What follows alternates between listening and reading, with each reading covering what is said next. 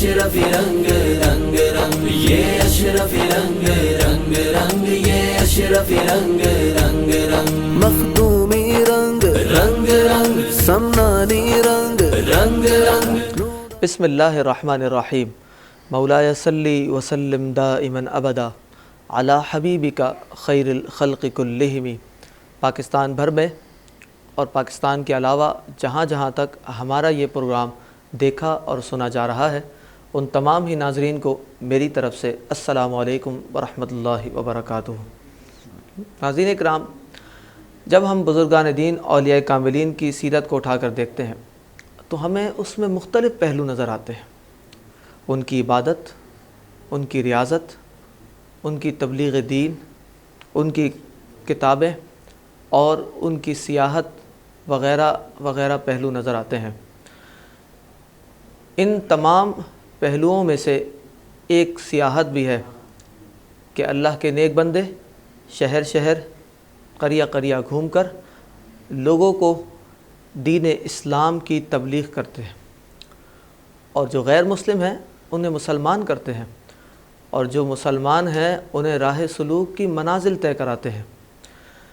انہی شخصیات میں سے ایک شخصیت میرے اور آپ کے مخدوم سمنانی رحمۃ اللہ تعالی علیہ بھی ہیں کہ آپ نے پوری دنیا کا 3 مرتبہ چکر لگایا اور شہر شہر گھوم کر لوگوں کو اسلام کی تعلیمات سے آگاہ کیا اور اللہ تعالیٰ کے راستے کی طرف بلایا اور انہیں ہدایت اور دین اسلام کے احکامات تک پہنچایا۔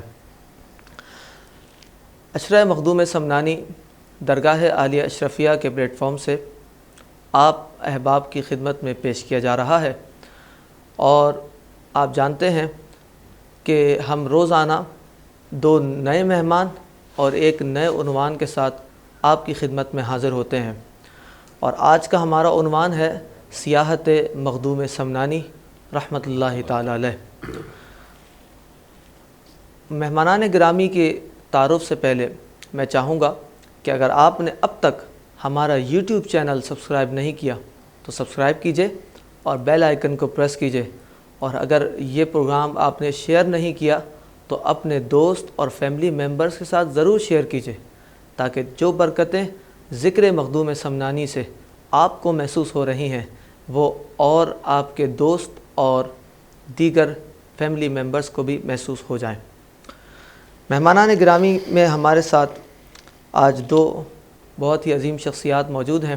پاکستان میں سلسلہ اشرفیہ کی سب سے بڑی شخصیت حضور فخر المشائخ ابو المکرم ڈاکٹر سید محمد اشرفی الجیلانی مدظ اللہ العالی ہمارے ساتھ موجود ہیں۔ السلام علیکم حضور۔ وعلیکم السلام ورحمۃ اللہ وبرکاتہ۔ حضور، ہم اپنے پروگرام میں آپ کو خوش آمدید کہتے ہیں، جزاک اللہ۔ اور ساتھ ہی ناظرین کرام، ایک بہت ہی مایہ ناز عالم دین جن کو سوشل میڈیا پر اور دیگر چینلز پر آپ دیکھتے رہتے ہیں، مسلک حق اہل سنت کی نمائندگی فرماتے ہیں، پی ٹی وی پر اور دیگر چینلز پر، خاص طور پر ٹی وی 1 پر حضرت ہر سال پروگرام رمضان شریف کا اور دیگر پروگرامات کرتے رہتے ہیں۔ ہمارے ساتھ موجود ہیں بہت ہی خوبصورت عالم دین حضرت علامہ مولانا مفتی اسحاق مدنی صاحب دامت برکاتہم العالیہ۔ السلام علیکم ورحمۃ اللہ۔ وعلیکم السلام ورحمۃ اللہ وبرکاتہ۔ حضرت، آپ کو اپنے پروگرام میں ہم خوش آمدید کہتے ہیں۔ جزاک آج مخدوم سمنانی رحمۃ اللہ تعالی علیہ کے اسفار پر آپ کی سیاحت پر گفتگو کرنی ہے، تو سب سے پہلے حضور آپ سے ہم سوال لے لیتے ہیں کہ ہم نے اولیاء کرام کی سیرت میں یہ دیکھا ہے کہ انہوں نے سیاحت کی ہے اور اپنے شہر سے نکل کر شہر شہر گھومے، ملک ملک گھومے اور لوگوں کو تبلیغ کی۔ حالانکہ سنا تو یہی ہے کہ پیاسا کنویں کے پاس آتا ہے، کنواں پیاسے کے پاس نہیں جاتا، مگر یہ کیا بات ہے کہ بزرگان دین کو پھیلانے کے لیے وہ اس طرح گھومتے ہیں، سیاحت فرماتے ہیں؟ اس میں کیا فائدہ ہے اور کیا معاملات ہیں؟ اس بارے میں کوئی رہنمائی فرمائیں۔ بسم اللہ الرحمن الرحیم۔ تارک السلطنت محبوب یزدانی حضرت مخدوم سلطان سید اشرف جہانگیر سمنانی نور اللہ مرقدہ، آپ نے پوری زندگی سیاحت اور تبلیغ دین میں گزاری۔ سبحان اللہ۔ آپ کا مشن ہی یہی تھا۔ صحیح۔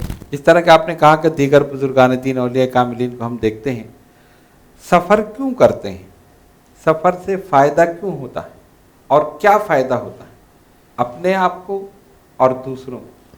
ایک عام آدمی کے سفر میں اور بزرگان دین اولیاء کاملین کے سفر میں زمین آسمان کا فرق ہے۔ بے شک۔ آپ دیکھیں، کہا گیا ہے کہ سفر ذریعہ ظفر، کامیابی۔ جو سفر کرتا ہے نا، اپنے گھر سے نکلا، اپنے شہر سے نکلا، اپنے ملک سے نکلا، مختلف لوگوں کی اس نے ان سے ملاقات کی، تبادلہ خیال ہوا، صحیح، بالکل۔ اس کے تجربات میں اضافہ ہوتا ہے، بالکل۔ ان کے رہن سہن کو دیکھتا ہے، ان کی تہذیب و تمدن کو دیکھتا ہے۔ تو ایک عام آدمی کا سفر تو یہ ہے، اس نے صحیح۔ مختلف ملکوں کا سفر کیا، وہ آ گیا، صحیح۔ اس سے اس کو صرف اپنی ذات کو فائدہ ہو۔ اور اکثر جاتے بھی اسی لیے ہیں کہ بھئی خود جا کر وہاں کچھ وہ دیکھیں، بہت سے ایسے کہ بھئی وہیں منتقل ہو جائیں، کوئی روزگار کے لیے، کوئی کسی کے لیے۔ لیکن یہ بزرگان دین اولیاء کاملین، ان کا سفر اس سفر سے بالکل مختلف۔ اچھا۔ یہ جاتے ہیں دین کی تبلیغ کے لیے، واہ واہ واہ، سبحان۔ اپنے فائدے کے لیے، لالچ، طمع، حرص، ہوس، اپنے نام و نمود، ان تمام چیزوں سے بالاتر ہو کر سبحان اللہ، سبحان اللہ۔ صرف اور صرف دین اسلام کی تبلیغ کے لیے۔ اچھا، مختلف مقامات پر، اور ایسے مقامات پر بھی کہ جہاں پر اسلام کا نام لینا ہی جرم سمجھا جاتا ہے۔ اچھا۔ مخدوم سمنانی کی سیرت اٹھا کر آپ دیکھ لیں، واہ۔ آپ ایسے ایسے مقامات پر تشریف لے گئے۔ مثال کے طور پہ پہلا سفر آپ نے کیا جونپور کا۔ جب آپ وہاں تشریف لے گئے، ایک خیمہ لگا دیا گیا، حضرت اس میں رونق افروز ہیں۔ دیکھا کہ ایک آدمی آیا، آگے چلا گیا، دوسرا آیا، تیسرا آیا۔ پوچھا یہ لوگ کہاں جا رہے ہیں؟ کیا حضور یہاں ایک مندر ہے، اس میں یہ لوگ پوجا کے لیے جا رہے ہیں۔ اچھا۔ فرمایا اچھا ہم بھی صبح چلیں گے۔ مریدین بھی تیار ہو گئے، صبح ہو گئی، فجر کی نماز کے بعد آپ نے فرمایا چلو۔ تو جو ایک بہت بڑا مندر تھا اس علاقے کا، جی، اور اس میں کئی سو بت تھے۔ اچھا۔ مریدین کے ہمراہ حضرت تشریف لے گئے، دیکھا کہ کوئی سجدے میں پڑا ہے، کوئی ہاتھ جوڑ رہا ہے، کوئی کچھ کر رہا ہے، جیسا ان کا طریقہ ہے بتوں کے سامنے۔ جب حضرت داخل ہوئے، ایک مسلمان صوفی کو انہوں نے دیکھا اور چہرے پر نور ولایت چمک رہا ہے۔ ایک دم وہ پریشان ہوئے کہ یہ کیسے، اور ان کے ساتھ اور مسلمان بھی۔ خیر وہ آئے ملنے کے لیے، اور قصہ مختصر یہ کہ بحث چھڑی کہ کون سا مذہب درست ہے۔ اچھا۔ تو آپ نے فرمایا تم دلائل دو گے، ہم دلائل دیں گے، اس کی ضرورت ہی نہیں۔ انہوں نے کہا نہیں ہمارے پاس بڑی دلیلیں ہیں، ہم اپنے مذہب کے لیے۔ فرمایا دلیل کی ضرورت ہی نہیں، ہم صرف ایک بات کہتے ہیں، اگر تمہارا یہ خدا، یعنی جو بدھ جس کو تم خدا کہتے ہو، ہمارے نبی کا کلمہ پڑھ لے تب۔ اللہ اکبر، کیا بات۔ اس نے کہا یہ کیسے ہو سکتا ہے؟ فرمایا آ جاؤ۔ آپ نے جا کر اس کی بدھ کی انگلی پکڑی اور فرمایا پڑھ لا الہ الا اللہ محمد الرسول صلی اللہ علیہ اس نے کلمہ پڑھنا شروع کر سبحان اللہ، واہ واہ۔ ادھر اس نے کلمہ پڑھا، وہ جتنے بھی پجاری تھے وہ سب کے سب کلمہ پڑھ کے مسلمان۔ سبحان اللہ، سبحان اور آپ نے پھر اس مندر کو خانقاہ اشرفیہ میں تبدیل کر دیا۔ سبحان اللہ۔ نہ صرف یہ کہ مسلمان کیا، تزکیہ نفس، تزکیہ قلب بھی فرمایا، سبحان سلسلہ اشرفیہ میں بیعت بھی فرمایا، اور پھر اسی مندر کو خانقاہ میں تبدیل کر دیا، سبحان اللہ، اور اس کے بعد پھر آگے بڑھ گئے۔ سبحان تو اللہ۔ پتہ چلا واہ، کہ ان بزرگان دین کے اسفار کا مقصد ہی تبلیغ دین، صحیح، لوگوں کی اصلاح۔ صحیح، ان کی اصلاح کی، غیر مسلموں کی تو مسلمان ہو گئے، اور مسلمانوں کی اصلاح کی تو ولی کامل بن گئے۔ سبحان اللہ، تو واہ، پورے اس میں آپ یہ دیکھیں، تو آپ نے جو سوال کیا کہ اس سے فائدہ کیا ہے، جی، ان کی اپنی ذات نہیں، اپنی ذات کی تو نفی کر دی، ہمیں کوئی فائدہ نہیں، لوگوں کے فائدے کے لیے سبحان اللہ، جگہ جگہ وہ پہنچے، اور ایسے ایسے مقامات پر جہاں پر اسلام کا نام لینا بھی جرم سمجھا جاتا، اچھا، لیکن جب وہاں پہنچے اپنے اخلاق کی تلوار سے، اپنی نگاہ سے، اپنی کرامات، اپنے کمالات سے ہزاروں کو دار اسلام میں داخل کرتے۔ سبحان اللہ۔ تو اس وجہ سے بزرگان دین سفر کرتے ہیں، فیض پہنچانے کے لیے، یہ وجہ ہے۔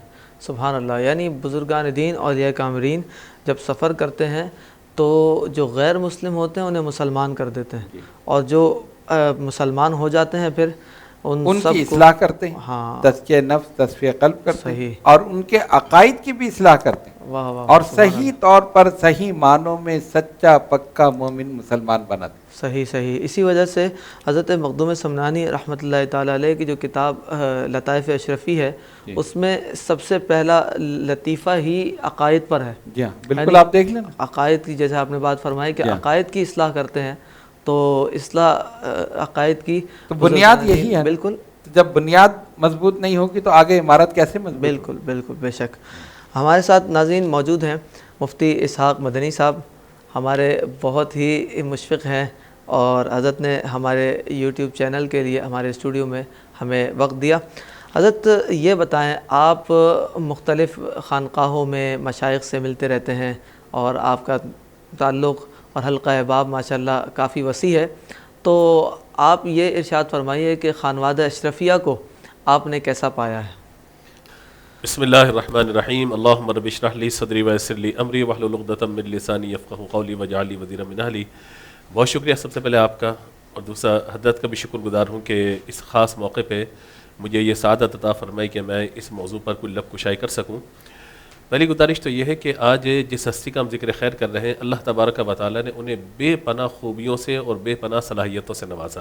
بے شک، ہم دیکھتے ہیں کسی کی شخصیت کا کوئی ایک پہلو ہوتا ہے علمی طور پہ، یا تدریس کے طور پہ، تقریر کے طور پہ، تحریر کے طور پر، یا جو ہے اس کے اعتبار سے یہ ہوتا ہے بھئی یہ بندہ جو ہے بولنے میں بہت زیادہ مہارت رکھتا ہے، لکھنے میں مہارت رکھتا ہے، سفر میں مہارت رکھتا ہے، یا تقریر اس کی بہت اچھی ہے، تحریر بہت اچھی ہے، یہ جب بیٹھتا ہے گفتگو کرتا ہے تو سب کی زبان بند کر دیتا ہے۔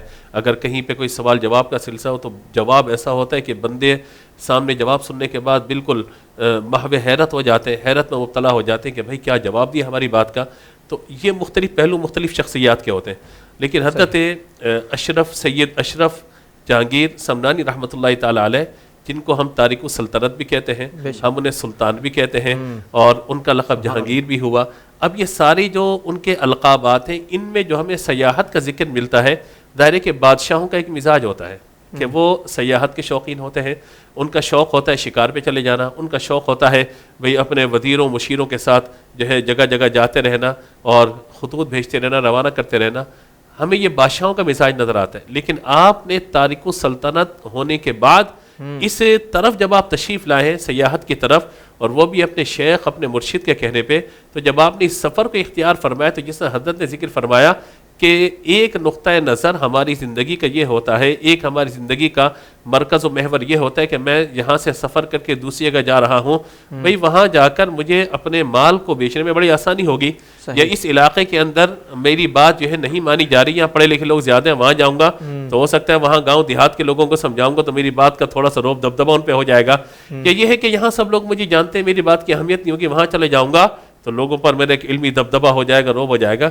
لیکن آپ کی شخصیت میں یہ چیزیں ہمیں نظر نہیں آتی، یعنی نہ مال کی طلب ہے، نہ عزت و جاہ کی طلب ہے، کیونکہ مال ایک بادشاہ کے پاس کیا نہیں ہوگا، ایک سلطان کے پاس کیا مال نہیں ہوگا، بالکل، یا اس کے پاس کوئی غلام یا اس کے ماننے والے نہیں ہوں گے، جب کوئی اس کے حکم کے ماننے والے نہیں ہوں گے، کیا کوئی اس کی بات کو چھوڑنے والا ہوگا، کیا کوئی اس کی بات کو رد کرنے والا ہوگا، جبکہ خاندان در خاندان نسل در نسل یعنی بادشاہت چلتی ہوئی آ رہی ہو، اور عمر بھی ایسی ہو کہ جو 25 سال ہو، 25 سال کی عمر، یہ تو عہدہ اور منصب حاصل کرنے کی عمر ہوتی ہے، اور پھر عمر جب حاصل ہو، یہ منصب حاصل ہو جائے، اور منصب بھی ایسا حاصل ہو جائے کہ کوئی مقابلے میں کوئی ہو ہی نہ، یعنی یہاں تو اگر ہم دیکھیں کہ ہمارے ملک یا دیگر ممالک کی سیاست کو، تو بھئی آپ کو 5 سال 4 سال دیے جاتے ہیں کہ آپ اپنی سیاست کریں، اس کے بعد اگر آپ کی پارٹی جیتی تو حکومت میں آ جائے ورنہ چلے جائیں۔ اللہ اکبر، ان کی شخصیت کو ہم دیکھتے ہیں کہ 10 سال گزارنے کے بعد آپ اس راہ پر چلے ہیں جس راہ پر آپ کے مشائخ چلے ہیں، سبحان اللہ، یہ اس راہ پہ چلے ہیں جس راہ کے پر چلنے کے لیے اللہ نے آپ کو پیدا فرمایا، اور تارک السلطنت اس لیے کہا جاتا ہے کہ سلطنت کو ترک کر دیا، چھوڑ دیا سلطنت کو آپ نے۔ چھوڑنے کی وجہ کیا تھی؟ چھوڑنے کی سب سے بڑی وجہ یہ تھی کہ اللہ تبارک و تعالی نے آپ کی ولادت سے قبل ہی آپ کا انتخاب فرما لیا تھا لوگوں کی ہدایت کے لیے۔ سبحان اللہ، واہ واہ واہ، کیا بات ہے، آپ کا انتخاب فرما لیا تھا خلق خدا کی رہنمائی کے لیے، ان کی رہبری کے لیے۔ اگر یہ نہ ہوتا تو دائرے کی اپنی سلطنت گزار کے چلے جاتے، آج 700 سال بعد ہم ان کا ذکر ایک بادشاہ کے طور پر تو کر رہے ہوتے، ایک شیخ کے طور پہ نہیں کر رہے ہوتے، ایک ہادی کے طور پہ نہ کر رہے ہوتے، ایک مرشد کے طور پہ نہیں کر رہے ہوتے، ایک مربی کے طور پہ نہ کر رہے ہوتے. آج ہم ذکر کر رہے ہوتے، ٹھیک ہے بادشاہ تھے، ان کے والد بھی بادشاہ تھے، وہ بھی بادشاہ تھے، بس ذکر ختم ہو گیا. لیکن سبحان اللہ جس طرح عشرہ مخدوم سمنانی رحمۃ اللہ تعالی علیہ ہم منا رہے ہیں یہاں پر، اور آپ ماشاءاللہ مستقل اس کا حصہ ہیں، اور علماء کو آپ جو ہے وہ دعوت دے رہے ہیں کہ ان کی شخصیت کے مختلف پہلوؤں پر گفتگو کریں، تو کیا 10 دن میں مکمل ہو جائے گی گفتگو؟ نہیں ہوگی. اتنے پہلو ہیں، کس کس پہلو کا احاطہ کیا جائے. آج صرف آپ ان کی سیاحت کو آپ لے کر کے بیٹھے ہیں تو آپ اندازہ لگائیں کہ کہاں کہاں تک ان کا فیض پہنچا. دنیا بھر کا سفر کرنا آج اس دور ٹیکنالوجی کے دور میں یہ ممکن نہیں ہے. صحیح کہہ رہے ہیں. ایک عمر چاہیے بندے کو گھومنے کے لیے، اور پھر سفر کی بھی ایک عمر ہوتی ہے. جوانی میں بندہ حج کرنے کے لیے جائے اس کی طاقت کچھ اور ہے، 60 سال میں جائے گا اس کی کیفیت کچھ اور ہے، 70 75 80 سال میں جائے گا تو بیچارہ ویل چیئر پہ کر رہا ہوگا، اس کے بعد وہ گھر سے نکلنے کی ہمت نہیں ہوگی. تو سفر کی بھی ایک عمر ہوتی ہے.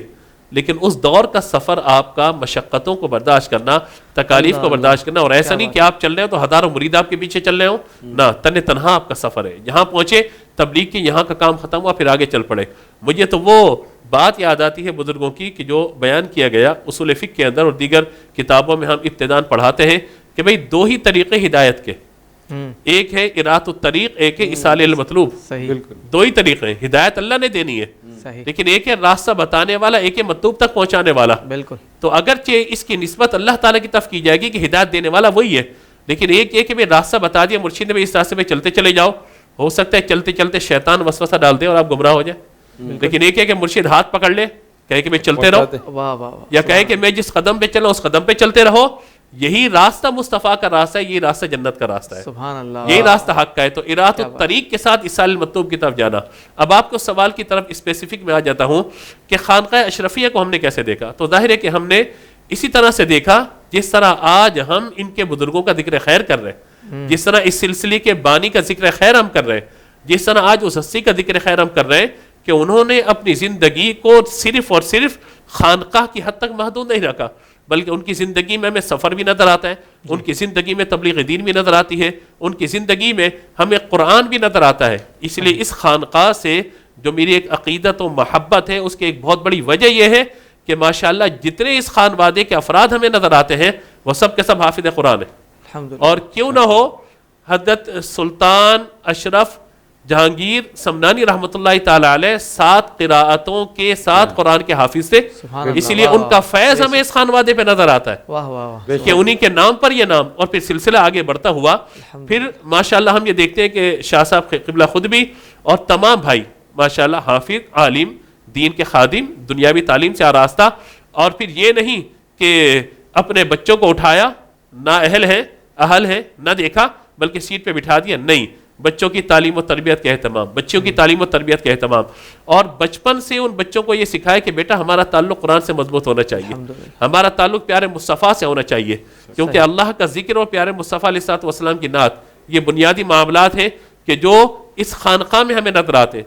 پھر تصفیہ قلب ہے، لوگوں کی اصلاح کرنی ہے، ہفتہ وار تربیتی نشستیں ہیں، پھر اوراد و وظائف کا معمول بنانا، باقاعدہ سلسلہ. دعائے حزب البحر کا جو چلہ یہاں سے کیا جاتا ہے دنیا بھر میں نہیں سمجھتا کہ اس سے زیادہ افراد اس خانقاہ سے منسلک خانقاہ سے، اس سے زیادہ افراد اتنی کثیر تعداد میں کسی ایک مقام سے فیض لیتے ہوئے یہ چلہ کرتے ہوئے حزب البحر کا. صحیح. اور وہ بھی 40 دن روزے کے ساتھ. یہ کوئی آسان کام تھوڑی ہے. یہاں تو لوگ کہتے ہیں 3 دن کر لو بھی کافی ہو گیا، روزہ نہ رکھو، دن میں بھی کر لو تو کافی ہے، رات میں بھی پڑھ لو تو کافی ہے. تو زبان جب خشک نہ ہو، دل میں جب ان لفظوں کا اثر نہ ہو تو آپ بتائیے کہ کیسے ہوگا. نہیں ہو سکتا. پھر ایک بات اور کہی جاتی ہے، میں بڑی جسارت کے ساتھ یہ بات عرض کر دوں کیونکہ حضرت موجود ہے، کہ دل کا زخم بھی گہرا ہے اور پیر پہ پہرا ہے. بات یہ ہے کہ آج ہمارے یہاں غریب آدمی نہ پیر سے مل سکتا ہے اور نہ ہی وزیر سے مل سکتا ہے. صحیح. لیکن ہم یہاں دیکھتے ہیں کہ ہر کسی کے لیے فیض عام کا دروازہ کھلا ہوا ہے، ہر کوئی آ رہا ہے. اور حضرت خود تشریف فرما ہوتے دن میں، رات میں، صبح شام. اور جب بھی علماء کو آنا ہو، عوام کو آنا ہو، سب کے لیے دروازہ کھلا ہے. وجہ کیا ہے کہ اگر فیض تقسیم کرنا ہے، ابھی آپ نے کہا کہ کنواں پیاسے کے پاس آتا ہے، لیکن ہم نے یہ دیکھا ہے کہ بعض اوقات جو ہے وہ یعنی پیاسے کنویں کے پاس آتے ہیں، لیکن ہم نے دیکھا اس خانقاہ میں جو کنواں پیاسے کے پاس جا رہا ہے. حضرت کے اسفار ہم دیکھ لیں مختلف جگہوں پر دنیا بھر میں، حضرت کے سفر نامے جو ہے وہ ہم دیکھتے رہتے ہیں، پڑھتے رہتے ہیں. تو یہ بڑی بات یہ ہے کہ اس خانقاہ سے بھی ہمیں تحریر ملتی ہے، اس خانقاہ پہ بھی ہمیں تقریر ملتی ہے، اس خانقاہ پہ بھی تربیت ملتی ہے، اس خانقاہ پہ بھی ہمیں تزکیہ ملتا ہے، اس خانقاہ پہ بھی تعلیم و تعلم کا معاملہ ملتا ہے۔ گویا میرے آقا علیہ الصلوۃ والسلام کی بعثت کے جو مقاصد عظیمہ ہیں، لقد من اللہ علی المؤمنین اذ بعث فیہم رسولا من انفسہم یتلو علیہم آیاتہ ویزکیہم ویعلمہم الکتاب والحکمہ، یعنی کتاب کی تعلیم دینا، حکمت سکھانا، تزکیہ کرنا، یہ جو چیزیں تمام کی تمام نبی پاک علیہ الصلوۃ والسلام کی سیرت کی ہمیں نظر آتی ہیں، اور وہ پھر نیچے علماء کی طرف منتقل ہوئی ہیں اور پھر صوفیاء کی طرف آئی ہیں۔ تو یہ ہم سمجھتے ہیں کہ اس خانقاہ کا یہ خاص امتیاز ہے کہ یہاں سے کوئی خالی نہیں جاتا، بلکہ کوئی اگر علم کے لیے آ رہا ہے اس کو علم ملے گا، اگر کوئی دنیاوی تعلیم کے لیے دنیا تعلیم ملے گی، اگر کوئی روحانی امراض کے لیے آ رہا ہے اس کو روحانی امراض سے نجات کا معاملہ ہوگا، اور اگر کوئی باطنی ترقی کے لیے آ رہا ہے اس کو باطنی ترقی بھی یہاں سے نصیب ہو جائے گی۔ عشق رسول اور محبت مصطفیٰ صلی اللہ تعالیٰ علیہ وآلہ وسلم اور عقائد اہل سنت و جماعہ کی اگر کوئی ترجمان اس وقت پاکستان میں خانقاہ جو بہت بڑے لیول پر کام کر رہی ہے، میں سمجھتا ہوں وہ خانقاہ اشرفیہ ہے۔ وجہ اس کی یہ ہے کہ نام جب اشرف ہے تو ظاہر ہے کہ کام بھی بڑا ہی اشرف ہوگا۔ ماشاءاللہ، بہت ہی اپنے ایک خصوصی انداز سے حضرت خانوادہ اشرفیہ کی خدمات پر روشنی ڈال رہے تھے، اور جس محبت کا حضرت نے اظہار کیا ہے تو میرا یہ دل کہہ رہا ہے کہ مخدوم سمنانی رحمۃ اللہ تعالیٰ علیہ کی بارگاہ سے جو روحانی فیوز و برکات ہیں اس کا وافر حصہ حضرت کی جو ہے وہ حصے میں ضرور آئے گا۔ ناظرین اکرام، مخدوم سمنانی رحمۃ اللہ تعالیٰ علیہ کی سیاحت پر گفتگو ہو رہی ہے، تو حضور یہ ارشاد فرمائیں کہ مخدوم سمنانی نے شہر شہر سفر فرمایا اور سیاحت فرمائی، تو اب اس سیاحت میں جو آپ کو مشاہدات ہوئے اس بارے میں ہمارے ناظرین کی کچھ رہنمائی فرمائیں کہ کیا مشاہدات ہوئے لطائف اشرفی میں، مکتوبات اشرفی میں جو ہمیں ملتے ہیں۔ حضرت نظام یمنی جو مخدوم پاک کے خلیفہ تھے، انہوں نے لطائف اشرفی میں ان تمام چیزوں کو ذکر کیا ہے، اچھا، اور بڑے پیارے انداز میں ان چیزوں کو انہوں نے بیان کیا ہے۔ اب ان تمام کا تو بیان کرنا ظاہر ہے ایک نشست میں ناممکن ہے، میں خاص چیزیں بیان کر دوں کہ حضرت مخدوم پاک نے فرمایا کہ ہم سمندروں کے جزیروں میں سے ایک جزیرے میں گئے، تو وہاں ایک درخت تھا بہت وسیع، اس کا نام تھا شجرۃ الوقواق۔ اچھا، وہ ایسا عجیب و غریب درخت تھا کہ اس کے جو پھل تھے تو فرماتے ہیں کہ وہ انسانی شکل کے، اچھا، اور وہ ناف تک جیسے انسان کا جسم ہوتا ہے نا، اتنا وہ انسانی شکل تھی، اللہ اکبر، اور اس کے بعد وہ اس درخت سے لٹکے ہوئے تھے۔ اچھا، ان کا ایک کمال یہ تھا کہ وہ آپس میں گفتگو بھی کرتے تھے۔ صحیح، اب وہ کیا تھے، اور آپس میں کہہ لیں کہ ہم جب وہاں پہنچے، مخدوم پاک فرمانا خود لطائف اشرفی میں کہ وہاں پہنچے تو وہ گفتگو ہمیں سمجھ میں نہیں آئی، تو ہم اس درخت کے نیچے بیٹھ گئے، اور ہم نے کہا جب یہ گفتگو کر رہے ہیں یہ معلوم کریں کہ یہ کھاتے کیا ہیں۔ تو ہم نے دیکھا کہ عجیب و غریب پرندے آئے اور درختوں کے پتوں پر بیٹھ گئے، عجیب و غریب سے جو ہم نے پہلے نہیں دیکھے پرندے، اور وہ کچھ کھا رہے تھے، اور جو کھا رہے تھے وہ درختوں کے پتوں پر گرا رہے تھے، اور اس کے بعد وہ اڑ گئے، تو وہی جو کچھ بچا وہ انہوں نے کھا لیا، وہ جو پھل لگے ہوئے تھے، اللہ اکبر، اور پھر وہ آپس میں گفتگو بھی کرتے تھے، اور وہ یعنی عجیب قسم کا وہ درخت تھا، اور لیکن بہت وسیع۔ پھر فرماتے ہیں کہ وہ زبان جو بول رہے تھے وہ تو ہمارے سمجھ میں نہیں آئی، لیکن وہ جو غذا تھی تو کچھ نیچے گری، ہم نیچے بیٹھے تھے، ہم نے وہ اٹھا لی، اور ہم نے دیکھا کیا ہے، تو وہ انگور کی طرح کی وہ غذا تھی، جیسے انگور ہوتا ہے نا، اس قسم کی تھی وہ، تو ہم نے کہا کہ اچھا یہ ہے۔ تو فرماتے ہیں کہ وہ عجیب و غریب تھی، اور دوسری بات یہ تھی کہ اگر ان پھلوں کو الگ کر دیا جائے تو ان کی موت واقع ہو جاتی تھی، یعنی جیسے وہ انسانی جو شکل میں تھے تو وہ گویا مر جاتے تھے، اس قسم کا، تو وہ عجیب و غریب درخت تھا، تو یہ بھی ایک وہ تھا۔ اچھا، دوسرا ایک تھا جبل الفتح، وہاں پر متوکل درویش وہاں پر تھے موجود، فرماتے ہیں کہ ہم وہاں پر پہنچے تو ان درویشوں سے ہماری ملاقات ہوئی، تو ان درویشوں کے ایک شیخ تھے، شیخ ابو الغیث، انہوں نے آ کے ملاقات کی، ہم ان کی صحبت میں رہے، تو مخدوم پاک فرماتے ہیں انہوں نے مجھے ایک پتھر دیا، اچھا، تحفے میں، لیکن وہ ایسا چمکتا ہوا تھا کہ ہیرے کی چمک بھی اس کے سامنے مان پڑ جائے، اللہ اتنی اس میں سے روشنی اور چمک نکل رہی.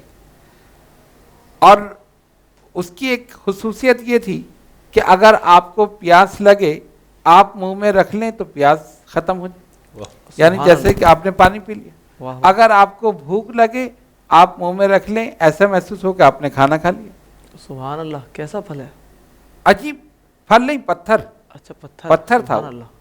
دیکھنے میں پتھر ہے اور چمک اس کی ایسی ہے کہ ہیرے کی چمک بھی اس کے سامنے اچھا، مان. پتھر بندہ کھا لے. نہیں منہ میں اگر منہ رکھ میں لے رکھ لے. پیاس میں اچھا اچھا تو اچھا. پیاس اس کی بجھ جائے، اگر صحیح، بھوک میں صحیح. منہ میں رکھ لے تو اس کی بھوک مٹ جائے. اللہ اور اکبر. چمک ایسی ہے کہ آپ اس کی روشنی میں چلے اندھیرے. واہ. ایسا عجیب و غریب. تو جب مخدوم پاک واپس آئے نا، یعنی سفر کر کے، تو ان کے ایک مرید تھے محمود، ہم. آپ نے ان کو وہ دے دیا، وہ پتھر جو تھا. اچھا وہاں درویشوں سے ملاقات ہوئی اور فرماتے ہیں کہ وہ درویش جو تھے ان کے پاس غیب سے 10 روٹیاں آتی تھیں اور شربت آتا تھا واہ واہ سبحان کیا بات ہے. غیب سے. اچھا وہ لوگ جتنا کھانا تھا کھاتے تھے، باقی کوئی ان کا مہمان آیا تو اس کو دے دیا کرتے تھے، اور اگر کوئی نہیں آیا تو ویسے انہوں نے جا کے کسی فقیر کو، کسی کو یا جانوروں کو انہوں نے دے دیا. تو یہ ایک معمول تھا. اور انہوں نے کہا فرزند اشرف یہ معمول تو کئی سو سال سے جاری ہے. اللہ واہ، واہ، اکبر. واہ. یعنی وہ سبحان ایک دو اللہ، دن سے سبحان نہیں اللہ. تھے واہ، وہاں واہ، پر، واہ. کیا ان بات. لوگوں کو بھی کئی سو سال ہو چکے. کیا. تو یہ عجیب و غریب منظر جو تھا یہ مخدوم پاک نے وہاں دیکھا. پھر فرماتے ہیں کہ وہ تشریف لے گئے ایک مقام پر. فرماتے ایک جزیرے میں ہم سفر کرتے ہوئے گئے تو ہم نے دیکھا کہ ایک پاؤں کے انسان، اللہ اللہ. اکبر. یعنی جتنے بھی تھے کیا ان بات سب کی ایک ٹانگ تھی. یہ تو عجیب و غریب. فرماتے میں نے دیکھا تو تیزی میں چلتا ہوا وہ میری طرف آ رہا. تو میں حیران ہوا کہ یہ ایک پاؤں سے اتنی تیزی سے کیسے چل رہا ہے. تو فرماتے ہیں میں حیران ہو کر اسے دیکھ رہا تھا اور وہ حیران ہو کر مجھے دیکھ رہا تھا. اللہ تو اس اللہ. نے مجھ سے کہا کہ تم لوگ 2 پاؤں سے سبحان کیسے چلتے ہو. سبحان اللہ. یعنی یہ ایک عجیب و غریب بات تھی. اور وہ اس علاقے کا نام آپ نے اس میں نہیں لکھا، بھائی یہ فرمایا کہ ایک مقام، ایک جزیرے میں ہم گئے تو وہاں پر تو ایسی ایسی مخلوق آپ دیکھیں اللہ تعالیٰ کی. تو اس نے خود کہا کہ ہمیں تمہیں دیکھ کے یہ حیرانی ہو رہی ہے کہ تمہارے 2 پاؤں ہیں، تم 2 پاؤں سے کیسے چل رہے. اللہ. اور وہاں جتنے بھی انسان تھے وہ سب کے سب 1 پاؤں یعنی 1 ٹانگ کے انسان تھے اور بڑی تیزی کے ساتھ وہ چل رہے. سبحان اللہ. اللہ تعالیٰ سبحان کی اللہ. مخلوق. اسی طرح پھر گلبرگہ شریف حضرت تشریف لے گئے. یہ بھی ہندوستان کا ایک علاقہ ہے. تو فرماتے ہیں کہ وہاں ایک بزرگ تھے پہاڑ کے دامن میں جو 700 سال سے، یعنی ان کی عمر 700 سال تھی. اچھا. انہوں نے فرمایا کہ میں یہیں پر ہی ہوں. 700 سال سے یعنی وہیں پر ہی تھے، اس کے علاوہ وہ وہاں سے باہر نہیں نکلے. انہوں نے ایک انگوٹھی مخدوم پاک کو دی، کہا کہ فرزند اشرف یہ رکھو. آپ نے وہ لی. تو فرماتے کہ انگوٹھی کی خاصیت یہ تھی کہ جب اس کو سامنے رکھ کر اپنی طرف کرتے تھے تو انسان غائب ہو جاتا. سبحان اللہ. یعنی سبحان انگوٹھی اللہ. کے واہ، اپنی واہ، طرف واہ. کرے کیا تو بات. غائب ہو جائے اور جب اس کو پھیر دیں تو پھر ظاہر ہو جائے. واہ واہ. کیا بات. اس قسم کے عجیب عجیب. تو مخدوم پاک جہاں جہاں بھی گئے ہیں جو ایسے لوگ ملے انہوں نے آپ کو تحفے دیے اور عجیب و غریب تحفے دیے. اور اس کے بعد پھر آپ نے ان چیزوں کا مشاہدہ فرمایا. سبحان اللہ. اور سبحان اللہ. واہ، اچھا واہ. ایک اور عجیب بات فرماتے ہیں کہ کوہ لبنان، یہ لطائف اشرف میں لکھا ہے کوہ لبنان، نہاوند اور کوہ طور کا مشاہدہ، یہ بھی آپ نے کیا بات. اچھا کوہ لبنان پہ جب پہنچے تو حضرت خضر علیہ السلام آپ کے ساتھ تھے. اچھا. ان سے بھی ملاقات ہوئی اور فرماتے ہم نے ساتھ سفر کیا تو وہاں شیطان سے ملاقات ہو گئی. اچھا. تو فرماتے میں نے اس سے پوچھا کہ تو نے کیوں نہیں سجدہ کیا. تو اس نے کہا محبوب تو ایک ہی ہوتا ہے. اے کیا بات. میں نے کہا اچھا تو حکم محبوب بھی تو محبوب ہے. سبحان اللہ. سبحان اللہ. حکم محبوب بھی تو محبوب ہے. تو اگر محبت کرتا تھا اللہ سے تو پھر محبوب کا محبوب بھی تو ہوتا ہے. صحیح. اس کو کیوں نہیں. یہ کیا بات ہوئی. تو خیر وہ جواب نہیں دے سکا. اور فرماتے اور بھی میں نے اس سے کئی سوالات کیے لیکن ان سوالوں کا آپ نے ذکر نہیں فرمایا. مار صورت اس کے بعد پھر آپ وہاں سے آگے بڑھ گئے. اسی طرح جبل قدم، اس کو جبل قدم کہتے ہیں، حضرت آدم علیہ السلام کا قدم شریف کے نشان وہاں پر ہے. تو فرماتے ہیں کہ وہاں بھی ہم گئے، ہم نے اس کا مشاہدہ کیا اور وہ ایک پہاڑ پر ہے اور وہاں پر جو ہے حضرت آدم علیہ السلام نے 70 سال تک ایک پیر پر کھڑے ہو کر عبادت کی سبحان اللہ، اس مقام پر، اور وہ ایک پتھر ہے بہت بڑا، اور اس پہ پورا نشان قدم ہے، لوگ وہاں جاتے ہیں اس نشان قدم کی زیارت کرتے ہیں۔ تو اس طرح مخدوم پاک جو تھے وہ مختلف مقامات پر آپ تشریف لے گئے۔ تو اس سے یہ پتہ چلتا ہے کہ آپ نے ایسے ایسے مقام پر آپ نے سفر فرمایا اور وہاں پر گئے کہ جہاں آپ نے عجیب و غریب چیزیں آپ نے دیکھی۔ اسی طرح صالحیہ کا علاقہ دمشق، فرماتے ہیں کہ وہاں پر ایک مسجد ہے جامع عبداللہ، اچھا، اس مسجد میں 12,000 محرابیں ہیں، اللہ، سبحان اللہ، اور اکثر انبیاء اس کے ہر ستون کے ساتھ آرام فرمائے۔ اللہ، یہ بھی آپ نے سبحان فرمایا، اللہ، 12,000 جو محرابیں ہیں نا، تو ہر ستون کے ساتھ ایک نبی اللہ، کا جو ہے مزار مبارک ہے۔ 12 قندیلیں ہر شب وہاں روشن کی جاتی ہیں، اور انبیاء کے جو مزارات ہیں خصوصاً وہاں پر، تاکہ وہاں پر روشنی رہے۔ تو یہ مطلب یہ چند چیزیں ہم نے صرف آپ کے سامنے بیان کی ہیں۔ اس سے یہ پتہ چلتا ہے کہ مخدوم پاک جو تشریف لے گئے دیگر مقامات پر، تو آپ نے ان تمام چیزوں کا مشاہدہ کیا۔ فرماتے ایک جگہ ہم پہنچے، جنگل تھا بالکل، لیکن ہمیں آگے راستہ نہیں ملا، صحیح، تو کئی دن تک ہم آگے نہیں بڑھ سکے، کوشش کرتے رہے۔ اچھا کھانا بھی ختم ہو چکا تھا، پانی بھی نہیں تھا، بھوک پیاس یہ ساری چیزیں تھیں۔ تو ہم ایک جگہ بیٹھ گئے، تو فرماتے ایک چیونٹا چلتا ہوا آیا، چیونٹا، اچھا، اس کے ساتھ ایک اور آیا، پھر وہ دونوں آپس میں گفتگو کرنے لگے، اس کے بعد وہ چلے گئے۔ پھر ایک اور بڑا چیونٹا آیا، اور اس نے مجھ سے کہا کہ ہم نے آپ کی دعوت کی ہے۔ اللہ اکبر، سبحان اللہ، سبحان اللہ، اب اللہ کے ولیوں سے تو ہر چیز کلام کرتے، تو اب مریدین کو تو پتہ نہیں، مریدین بیچارے بھوک میں، آپ نے فرمایا چلو اس کے پیچھے چلو، وہ لے کر وہ آگے چلتا رہا، یہ پیچھے چلتے رہے۔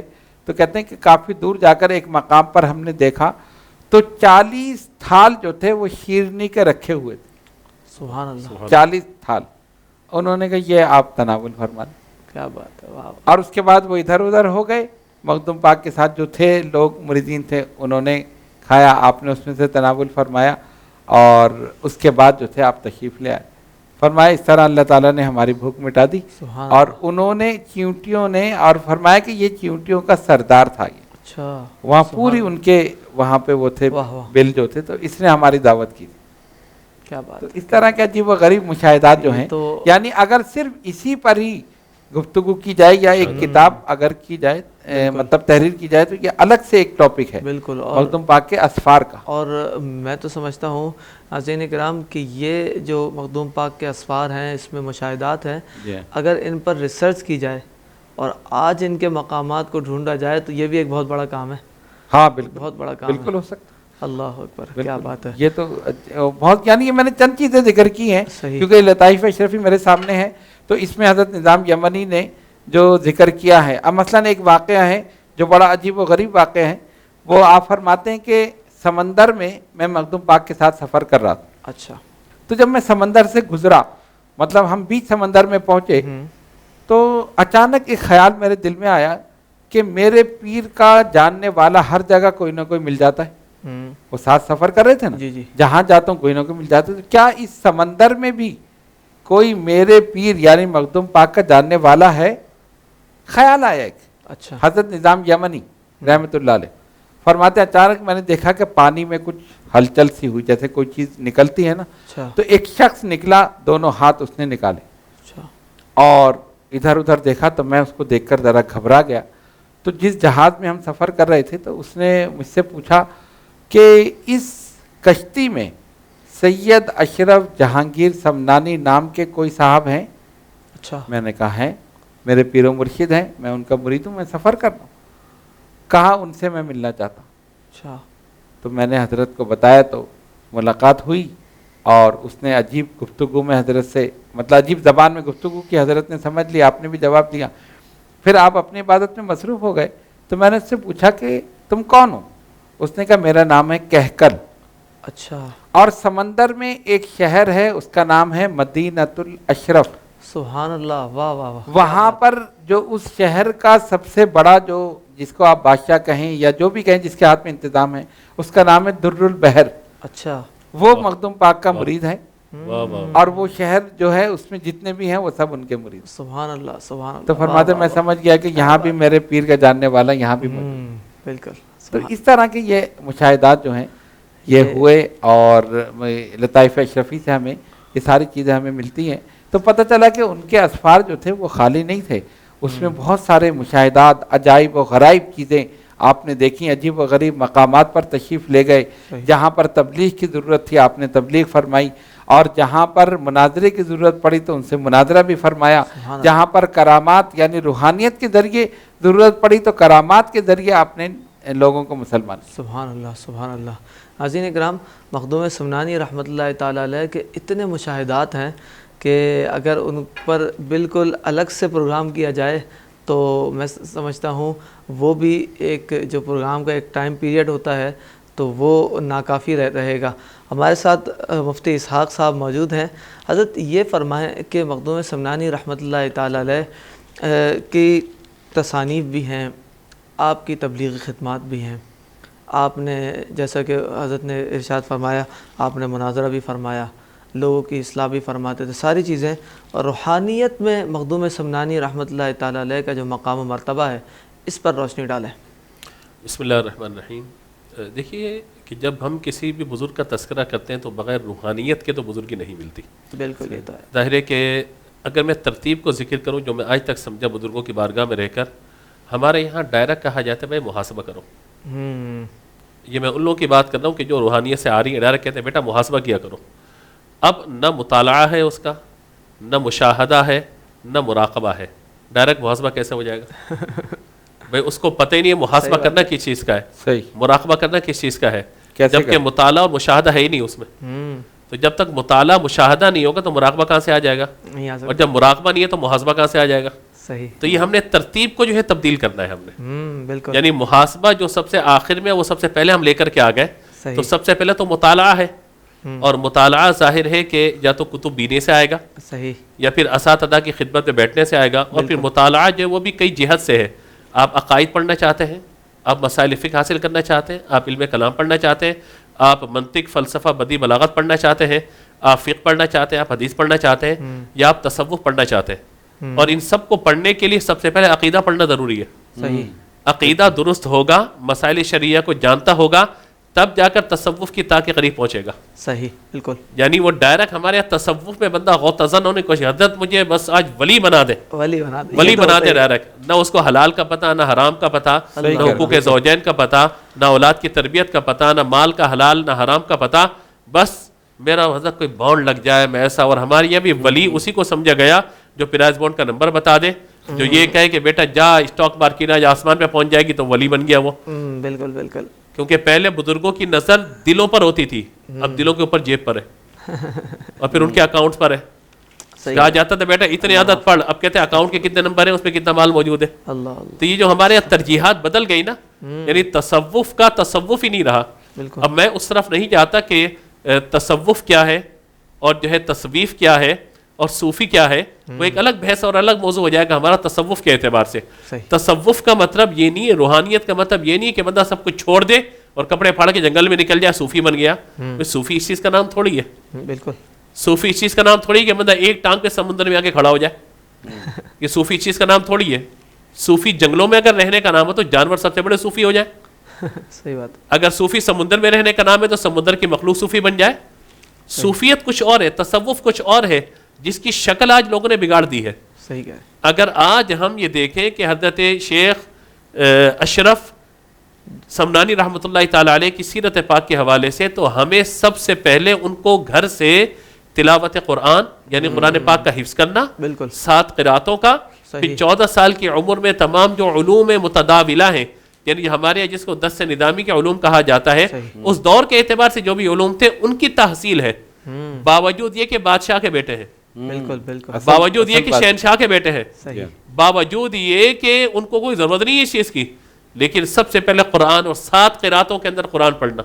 اور آپ ان کی پوری زندگی دیکھیں, آپ کو وظائف بھی نظر آئیں گے لیکن ہر رات آپ کو قرآن کی تلاوت بھی نظر آئے گی. سبحان اللہ سبحان آپ کو ماہ رمضان میں جہاں قرآن پاک کھڑے ہو کے مصلی پہ سناتے ہوئے نظر آئیں گے, وہاں انفرادی طور پہ قرآن کی تلاوت آپ کو روزانہ کرتے ہوئے بھی نظر آئیں گے وہ. صحیح. تو ان چیزوں کو ہم نے چھوڑ دیا. روحانیت ان چیزوں کا نام ہے. سبحان اللہ. روحانیت تلاوت قرآن کا نام ہے, روحانیت قرآن پاک کو سمجھنے کا نام ہے, روحانیت حضور صلی اللہ تعالیٰ علیہ وآلہ وسلم سے محبت کا نام ہے, روحانیت اوراد و وظائف اختیار کرنے کا نام ہے, روحانیت حلال و حرام کے طریقوں کو جاننے کا نام ہے. صحیح. ان چیزوں کو چھوڑ کے روحانیت کیسے حاصل ہو سکتی ہے؟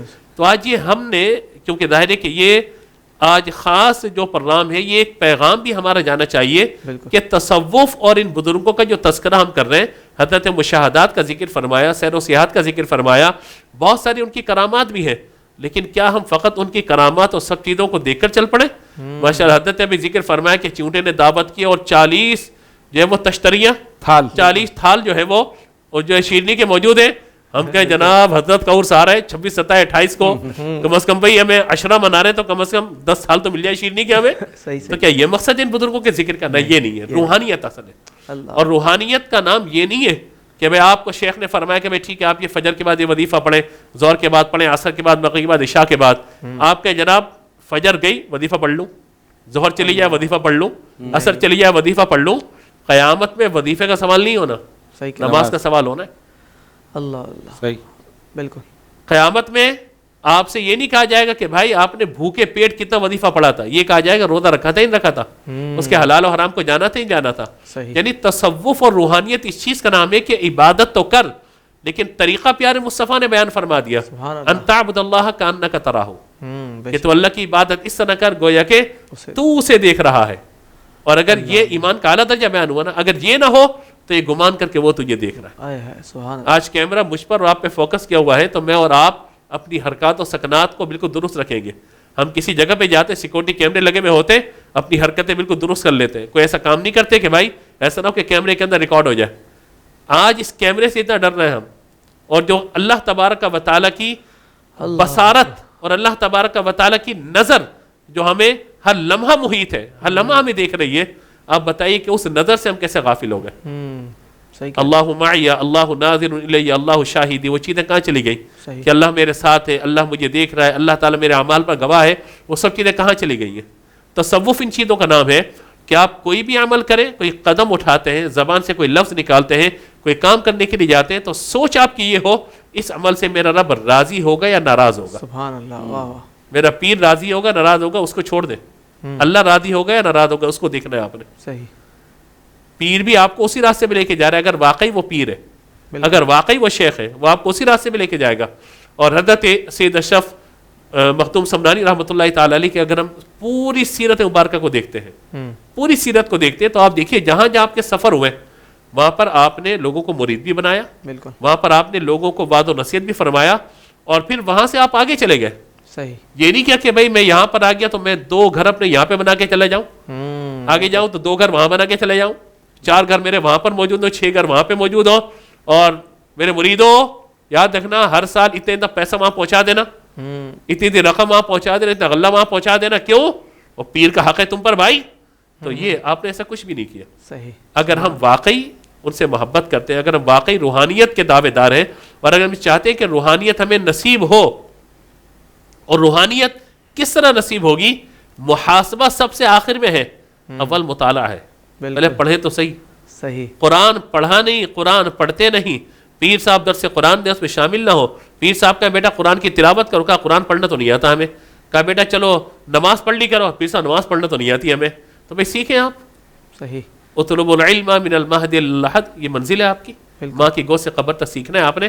اور پیر بنایا اس لیے جاتا ہے کہ وہ آپ کے ظاہر کی بھی اصلاح کرے, باطن کی بھی اصلاح کرے. صحیح. کیونکہ جو پیر کی 4 جامع شرائط بیان کی گئی, انہیں پہلی شرط یہ ہے کہ عالم ہو, پیر عالم ہو.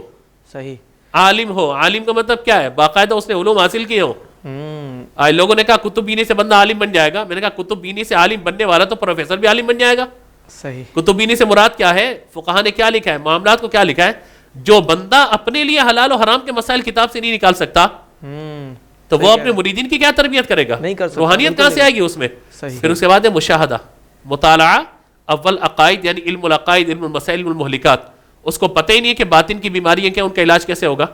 جب مرید پیر اپنا علاج نہیں کر رہا تو مرید کو بیچارے کو کیا علاج کرے گا وہ؟ صحیح.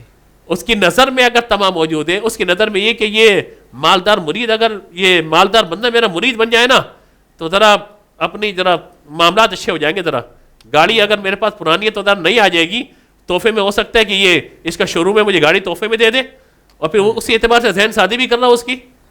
تو یہ ہمارے یہاں ہو رہا ہے آج کل. یہ روحانیت نہیں ہے، بالکل.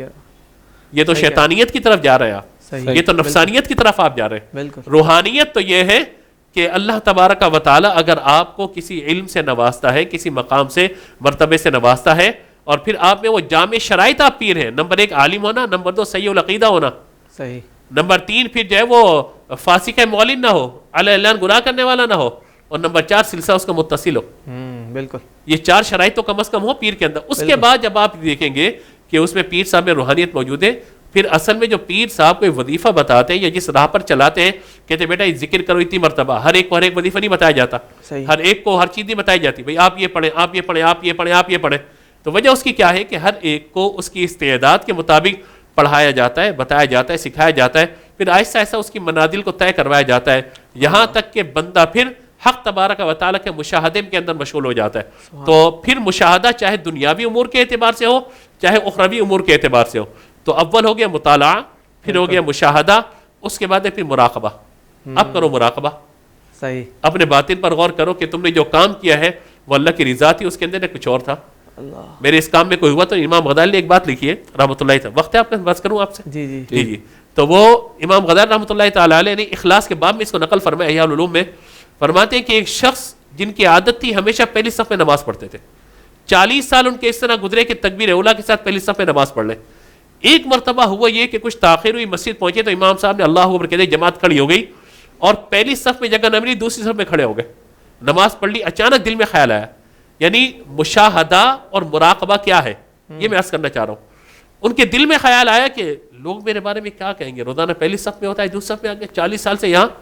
لیکن چونکہ صوفی تھے، اولیاء سے وابستہ تھے، دل میں فوراً جیسے خیال آیا، نماز ختم ہونے کے بعد کہا کہ اچھا تو آج تک اس لیے پہلی صف میں نماز پڑھتا تھا، لوگ تجھے یہ کہیں کہ 40 سال سے یہاں نماز پڑھ رہا ہے. اللہ اللہ. کہا کہ اس کے بعد تو نے ریاکاری کی ہے، دکھاوا کیا ہے، اپنی عمر کی ساری نمازوں کو لوٹایا انہوں نے.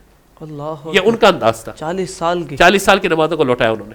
تو امام غزالی رحمۃ اللہ تعالیٰ فرماتے ہیں ہمارا دور وہ ہے. اب آپ دیکھیے تقابل کیجئے امام غزالی اور یہاں کا. کہتے ہیں کہ ہمارا دور یہ ہے کہ ہم سے پہلے کے بزرگ نیکیاں کرتے تھے، اور اگر کوئی نیکی ظاہر ہو جاتی تھی تو اس پر وہ ندامت کیا کرتے تھے. امام غزالی فرماتے ہیں ہمارا دور یہ لوگ نیکیاں نہیں کرتے لیکن بتا رہے ہوتے میں نے یہ کیا، میں نے یہ کیا، میں نے یہ کیا، میں نے یہ کیا، میں نے یہ کیا، میں نے یہ کیا. اللہ اکبر. میں کہتا ہوں امام غزالی کا دور وہ تھا رحمۃ اللہ تعالیٰ. تو ہمارا دور کیا ہے؟ صحیح. بالکل. یہاں تو فقط ریاکاری رہ گئی ہے، بس. ساری چیزیں ختم ہو گئی ہیں. صحیح کہا. تو پھر مراقبہ، اس کے بعد محاسبہ کرے اپنا کہ میں اس درجے میں جب آیا تھا شیخ کی خدمت میں تو میری کیفیت کیا تھی، آج میں کس منزل تک پہنچا ہوں. اگر ترقی نہیں ہو رہی اپنے آپ پر غور کرے، کیونکہ پیر بھی کامل ہے، سلسلہ بھی متصل ہے، عالم بھی ہے اور تعلیم بھی دے رہا ہے، تربیت بھی کر رہا ہے، سب چیزیں ہو رہی ہیں، اس کی صحبت بھی نصیب ہو رہی ہے. پھر اثر کیوں نہیں ہو رہا؟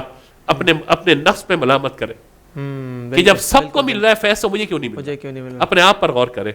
تو جب ہم اپنی ذات کے اعتبار سے یہ باتیں دیکھتے ہیں تو ان بزرگوں کی جو تعلیمات ہے وہ روحانیت کے اعتبار سے اتنی بلند مرتبے پر ہیں کہ آپ دیکھیے ابھی حضرت واقع بیان فرمائے کہ مندر تشریف لے گئے تو پھر یہ نہیں کہا کہ بھئی ٹھیک ہے ہم کوئی دعا کرتے ہیں یہ کریں وہ کریں، بلکہ اللہ تعالیٰ کی بارگاہ سے وہ ایسے نائب بنے ہوئے ہوتے ہیں. فرمایا کہ اس بت کو کلمہ پڑھنا شروع کر دیا اسے. سبحان اللہ. کیوں؟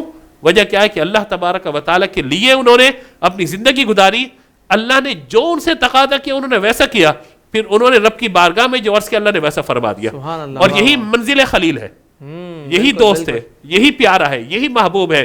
چاہے وہ سالک ہو چاہے مجذوب ہو، دونوں حالتوں میں محبوب ہوتا ہے، کیونکہ سالک خود بھی چل رہا ہے، لوگوں کو بھی چلا رہا ہے. مجذوب کی اگرچہ عقل ختم ہو گئی، اس نے جذب کی حالت میں اپنی عقل کو قربان کر دیا، لیکن سالک بھی پیارا ہے، مجذوب بھی محبوب ہے، کیونکہ دونوں اللہ کے راستے پہ چلانے والے. سبحان اللہ. واہ واہ واہ. سبحان اللہ. بہت ہی خوبصورت گفتگو فرما رہے تھے ہمارے حضرت اللہ مفتی اسحاق مدنی صاحب.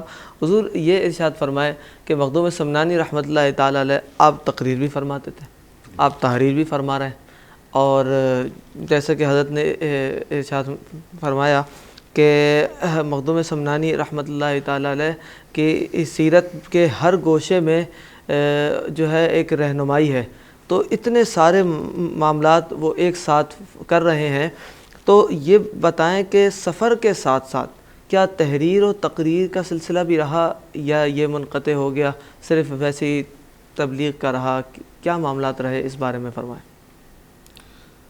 حضرت خطاب فرما رہے تھے، ماشاءاللہ محسوس ہوتا ہے کہ ان کے بعد تو پروگرام ہی ختم کر دیے جس جوش کے ساتھ یہ خطاب کرتے جواب دیتے تو ماشاءاللہ ایک جوش پیدا ہو جاتا. اللہ تعالیٰ ان کی عمر میں برکت دے. اچھا، جہاں تک آپ کے سوال کا تعلق ہے، دیکھیے بزرگان دین اولیاء کاملین کے وقت میں بڑی برکت ہے. ہم 24 گھنٹے ہمارے پاس بھی 24 گھنٹے ان کے پاس. بالکل. ہم کیا کر رہے ہیں اور انہوں نے کیا کیا. اچھا، دوسری بات جو ہمیں نظر آتی ہے، استقامت علی المعمولات. سبحان اللہ. جو انہوں نے شروع کر دیا، سفر ہو، حضر ہو، صحت ہو، بیماری ہو، رنج ہو، غم ہو، کیسی بھی کیفیت ہو، ان کے معمولات اپنی جگہ ہیں. صحیح. اس میں کوئی تبدیلی نہیں. صحیح. اسی کو کہتے ہیں نا، قرآن نے کہا نا ثم استقاموا. صحیح. اور جب ثم استقاموا ہوگا تو پھر تتنزل علیہم الملائکہ. سبحان اللہ. واہ واہ. ملائکہ کا نزول ایسے نہیں ہوتا. بالکل. استقامت ہو تب جا کے ملائکہ کا نزول ہوتا. صحیح صحیح. تو اب جہاں تک مخدوم پاک کا تعلق ہے، جب ہم آپ کی حیات مبارکہ کا مطالعہ کرتے ہیں تو تحریر اور تقریر، اب دیکھیں نا، تبلیغ کے 3 ذریعے ہیں، جی. تدریس، تحریر، تقریر. صحیح. مخدوم پاک نے تحریر اور تقریر ان دونوں کو اپنا ذریعہ تبلیغ بنایا. سبحان اللہ. اور یہ دونوں چیزیں سفر میں بھی جاری رہی. کہیں مجمع عام ہوتا، آپ خطاب بھی فرماتے تھے. مریدین کی ویسے محفل ہوتی، تربیتی نشست آپ کہیں یا جو بھی، اس میں بھی تقریر فرماتے تھے. صحیح. لیکن آپ کی تقریر مخاطب کے عقل کے مطابق ہوتی تھی. اچھا. سبحان اللہ. اگر عام لوگ ہیں تو اسی انداز میں گفتگو ہے، اور اگر علماء کی محفل ہے تو پھر انداز الگ ہے. سبحان اللہ. اگر مجمع کثیر ہے، لاکھوں کا مجمع ہے، تو تب انداز الگ. خطاب فرما رہا. اچھا، ساتھ ساتھ تحریر. روایت میں آتا ہے، لطائف اشرفی میں لکھا ہے، ایک مقام پہ آپ پہنچے تو علماء کی جماعت آپ سے ملنے کے لیے آئی. انہوں نے کہا جی فلاں صاحب آئے ہیں. اچھا، نہ کوئی اعلان ہے، نہ سوشل میڈیا ہے، نہ اخبار ہے، نہ کوئی پرنٹ میڈیا، کوئی چیز نہیں ہے. جہاں پہنچ گئے مخلوق خدا آ گئی. سبحان اللہ. کیوں؟ اس لیے کہ روحانیت میں کشش ہے، روحانیت کھینچتی. واہ. اللہ کا ولی جنگل میں بھی بیٹھ جائے تو مخلوق خدا وہیں چلی جاتی. سبحان اللہ. سبحان. اب دیکھیں نا، بالکل. یہ حقیقت ہے. کوئی اعلان نہیں کیا، کوئی بورڈ نہیں لگایا، جی ہم آئے ہیں، آ کر ہم سے فیض لے لو، جا کے بیٹھ گئے. اور آپ نے جو سفر کیے ہیں نا، جتنے بھی یہ پورے اسفار، ہمیشہ مساجد میں قیام فرمایا یا پھر خیمہ لگا کر وہاں قیام فرمایا. سبحان اللہ. آپ یہ دیکھیں، کسی کے گھر میں نہیں، کسی مرید کے، بہت سی جگہ ہزاروں مرید ہوئے، ہزاروں تھے بلانے والے کہ ہمارے گھر آ جائیے، ہمارے گھر، لیکن خیمہ لگا دیا جاتا تھا، وہیں آپ اسی میں تشریف فرما ہوتے تھے. مریدین اگر ساتھ ہے ان کے لیے الگ خیمہ لگ گیا اور وہیں پر تشریف فرما. تو علماء کی جماعت آئی. فرمایا میں نے ایک رسالہ لکھا ہے، مناقب خلفائے راشدین. اچھا. سبحان اللہ. اپنے خادم سے کہا جا ان کو پیش کرو. انہوں نے پیش کر دیا. علماء نے دیکھا. اچھا، ترتیب خلافت وہی سیدنا ابوبکر صدیق رضی اللہ تعالیٰ عنہ، سیدنا فاروق اعظم، سیدنا عثمان غنی، سیدنا علی مرتضیٰ کرم اللہ تعالیٰ وجہ الکریم، یہ ساری. صحیح. لیکن کچھ ایسے بھی تھے کہ جو بزرگوں سے ذرا سا بغض رکھتے تھے. ہر جگہ ہوتے ہیں وہ تو. اب کوئی نہ کوئی غلطی نکالنی، نہیں جی نہیں، اس میں آپ نے مولا علی کے فضائل زیادہ لکھ دیے. فرمایا کہ بھائی کوئی فضیلت خدا نہ خواستہ کوئی کسی کو کسی پر فضیلت، کہا نہیں. کہا ترتیب خلافت، کہا جی بالکل ٹھیک. افضل البشر بعد الانبیاء بالتحقیق سیدنا ابوبکر صدیق رضی اللہ تعالیٰ. تو اپنے عقائد کا بھی اس میں آپ نے ذکر کیا اور ترتیب خلافت بھی وہی. لیکن پھر بھی کچھ تھے نہیں جی نہیں یہ بات صحیح نہیں ہے، یہ نہیں ہے. اور کہا نہیں ہم تو ان کے خلاف ایک فتویٰ دیں گے، ہم یہ کریں گے وہ کریں گے. اور یہ جو جمعہ آ رہا ہے اسی جمعے میں فتویٰ دیا جائے گا کہ سید اشرف جہانگیر سمنانی نے اس طرح لکھا اور یہ، اور وہ پیش کیا جائے گا. مریدین آپ کی خدمت میں حاضر ہوئے. فرمایا کچھ نہیں ہوگا. جمعے سے پہلے اتنی بارش ہوئی کہ کوئی مسجد جا ہی نہیں سکا. اللہ اکبر. اللہ. سب کے سب وہیں رہ گئے. اس کے بعد پھر ایک عالم تھے انہی میں، وہ تشریف لائے. انہوں نے علماء کو جمع کیا. انہوں نے کہا کہ آپ کس بات پر بحث کر رہے ہیں؟ آپ ان پر کس چیز کا فتویٰ لگا رہے ہیں؟ حضرت صحیح النسب سید ہیں، حسینی سید ہیں، سبحان اللہ، سبحان اللہ. اپنے باپ کے بارے میں کوئی اگر لکھ دے تو اس میں آپ کو کیا اعتراض ہے؟ واہ واہ واہ، کیا بات ہے. اور کسی کی فضیلت کم کی ہے معاذ اللہ؟ نہیں، احادیث سے، قرآن سے ہر ایک کی فضیلت بیان کی، صحیح. بات ختم ہو گئی. وہ سب جو تھے وہ دیکھتے رہ گئے. سبحان اللہ، یعنی اس سے یہ ثابت ہوا کہ دوران سفر بھی آپ کی تحریری خدمات جاری تھی. سبحان اللہ، وہ سفر کے دوران آپ نے لکھا تھا. صحیح. اسی طرح، اور یہ سلسلہ تو دور سلطنت سے چل رہا. 727 ہجری جو آپ کا دور سلطنت ہے، قرآن کریم کا ترجمہ فرمایا صحیح. فارسی زبان میں، سبحان جو بہترین ترجمہ ہے، اور غالباً فارسی زبان کا پہلا ترجمہ وہی ہو. اللہ اکبر. 727 ہجری میں مخدوم پاک نے کیا اپنے سبحان دور اللہ، سلطنت سبحان کے دوران. اللہ. واہ واہ. تو پتہ یہ چلا کہ تحریر اور تقریر یہ سفر میں بھی جاری رہی. آپ کے اوراد و وظائف بھی سب سے پہلے اوراد و وظائف مکمل کرتے تھے، اس کے بعد مریدین کے لیے بھی وقت تھا، ان کی تربیت کے لیے. اس کے بعد جو غیر مسلم آتے ان کے لیے بھی وقت تھا، اور اسی میں تحریر بھی تھی، اسی میں تقریر بھی. سبحان اللہ. تو کتنی برکت تھی بالکل ان کے وقت میں. اور کیفیت کیا تھی کہ جہاں پر لوگوں کی کثرت ہوتی، جیسے ایک جگہ بیٹھ گئے نا، ایک مسلمان ہوا، دوسرے تیسرے لوگوں کو پتہ چلا، دور دور سے لوگ آنے شروع ہوئے. جب دیکھا کہ شہرت ہو گئی، وہاں سے آگے بڑھ گئے. سبحان اللہ. واہ واہ. یہ نہیں کہ یہاں ہو گئی تو میں یہیں پر ہی بیٹھ جاؤں، میرے اتنے مرید ہو گئے اتنے، نہیں، بس یہاں ہو چکا بھاگے. یا پھر کسی مرید کو منتخب کر دیا، وہاں نائب بنا. خلافت. اور خلافت بھی علماء کو دی، کسی جاہل کو نہیں دی. سبحان اللہ. اس پہ ہم گفتگو کر چکے ایک نشست میں حضرت کے خلفاء پر. تو ان کو اپنی جگہ نائب بنایا کہ تم یہاں پر کرو، ہم آگے جا رہے ہیں. اس کے بعد پھر آگے بڑھ گئے، اور ایسے مقام پر، ان نون مقام پر، جہاں کوئی جاننے والا نہیں، وہاں جا کر بیٹھ گئے. وہی مخلوق خدا پھر آگے. سبحان اللہ. سبحان. تو آپ کی کیفیت یہ تھی کہ تبلیغ بھی، تحریر بھی، تقریر بھی، معمولات بھی، یہ تمام چیزیں آپ کے ان اسفار میں جاری رہیں، اور تا دم وصال بھی جاری رہی. یعنی آخر میں بھی اپنی قبر جو 2 دن پہلے آپ نے تیار کرائی، اس کے اندر بیٹھ کر رسالہ قبریہ عربی زبان میں تحریر فرمائی. سبحان اللہ. سبحان. آپ یہ دیکھیں، سبحان اللہ. وصال سے 3 روز قبل، سبحان اللہ. جو بشارت المریدین کے نام سے اور رسالہ قبریہ کے نام سے آج بھی موجود ہے عربی زبان میں. اس نے اپنے عقائد کی، اس میں آپ نے تشریح فرمائی، مریدین کو ذکر کی تعلیم دی. معمولی شخصیت نہیں. سبحان اللہ. حاضرین اکرام، مخدوم سمنانی رحمۃ اللہ تعالیٰ علیہ نے سیاحت کے ساتھ ساتھ یہ تحریر، تقریر اور تبلیغی جتنی بھی خدمات کی ہیں، یہ کرنا کسی عام شخص کے بس میں نہیں ہے. یہ وہی شخص کر سکتا ہے جس پر اللہ تعالیٰ کا خاص فضل ہو. ہمارا یہ پروگرام اپنے اختتام کی طرف گامزن ہے. حضرت بس آخر میں چند الفاظ اس بات پر بھی فرما دیں کہ مخدوم سمنانی رحمۃ اللہ تعالیٰ علیہ کی جو سیرت ہے، آپ دیکھیں تقریباً کوئی 600 سال سے زیادہ عرصہ گزر چکا ہے آپ کے وصال مبارک کو.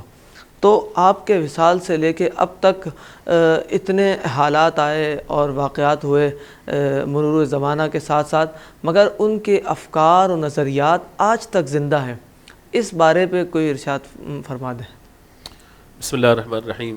پہلا جملہ ملحدین کے لیے کہ جو اسلام کو ایک پرانا مذہب اور پرانا دین کہتے ہیں، جی، اور کہتے ہیں کہ بھائی نئے دور کے نئے تقاضے ہیں، نیا دین، نیا اسلام، اور نئی اس کی جہاد اور نئی اس کی جو ہے وہ وضاحت جو ہے وہ ہونی چاہیے. صحیح. تو میں کہتا ہوں دین پرانا تھا، پرانا ہی رہے گا. سبحان اللہ. جیسا اللہ نے نادل فرمایا، جیسا محبوب کریم علیہ الصلوۃ والسلام نے بیان فرمایا، اور جیسا خلفائے راشدین سے لے کر ائمہ اربعہ تک آیا، ائمہ حدیث تک آیا، تابعین تک آیا، اور پھر اولیاء کاملین تک آیا، وہی دین اسلام آج تمام ایمان والوں کے پاس آیا. اس میں کوئی تبدیلی نہیں ہے، کوئی چینجنگ نہیں ہے. جو اسلام وہی تھا وہی اسلام قبول ہوگا. بالکل. جو دین وہی تھا وہی دین قبول ہوگا. حقیقت. جو دین کی تشریحات اور وضاحت پہلے ہو چکی وہی دین کی تشریحات اور وضاحت قبول ہوگی. نئے سرے سے آج مجھے اور آپ کو دین کی وضاحت کی ضرورت نہیں ہے.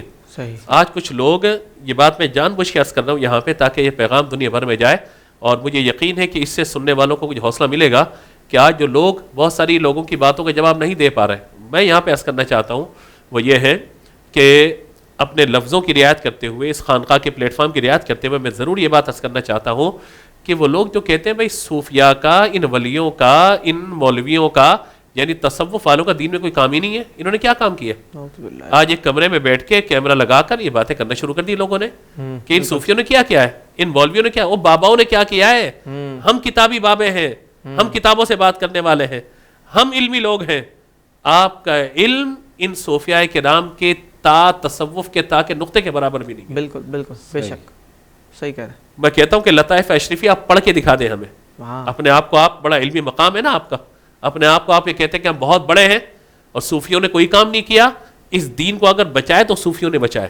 بے شک. اس دین کو اگر بچایا ہے تو ان اولیاء کرام نے بچایا ہے کہ جنہوں نے درویشی کی حالت میں رہتے ہوئے لوگوں کو تعلیم و تعلم سے آراستہ کیا. سبحان اللہ بے شک. جب دور لگ گیا مدرسوں پہ، جب پابندی لگ گئی مسجدوں پہ، جب پابندی لگ گئی علم کی تعلیم کی اشاعت کرنے پر، علم کی تعلیم کی اشاعت کرنے پہ، قرآن پڑھنے پڑھانے پر پابندی لگ گئی. یہ خانقاہیں اس وقت بھی آباد تھی. بے شک صحیح کہہ رہے اور میں بہت دور نہیں جاتا، حضرت شیخ مجید الفیضان رحمۃ اللہ تعالیٰ کا دور مبارک آپ دیکھ لیجئے. ہیں. صحیح آپ بہت دور نہ جائیے، اس دور کے اندر بھی آپ دیکھ لیجئے کہ لوگوں کو پکڑ پکڑ کے جیلوں میں بند کیا گیا.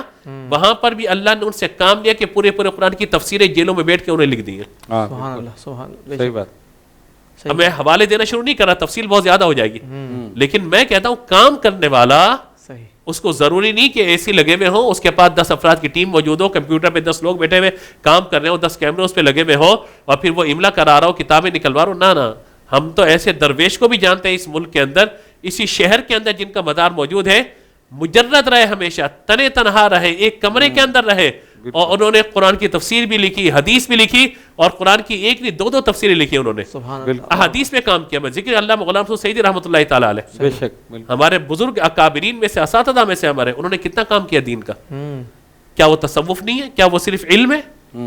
آپ مجھے بتائیں عالم سے بڑھ کے صوفی کون ہو سکتا ہے؟ صحیح صحیح. تو بات یہ ہے کہ جہاں پر آپ کو روحانیت نظر آئے گی، جہاں پر آپ کو تعلیم نظر آئے گی، تصوف نظر آئے گا. بغیر تعلیم کے تصوف نہیں ہے.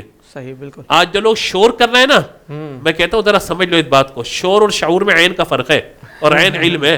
صحیح صحیح صحیح بات. اگر علم ہوگا تو آپ شور نہیں کریں گے، آپ شعور کے ذریعے بات کریں گے. صحیح.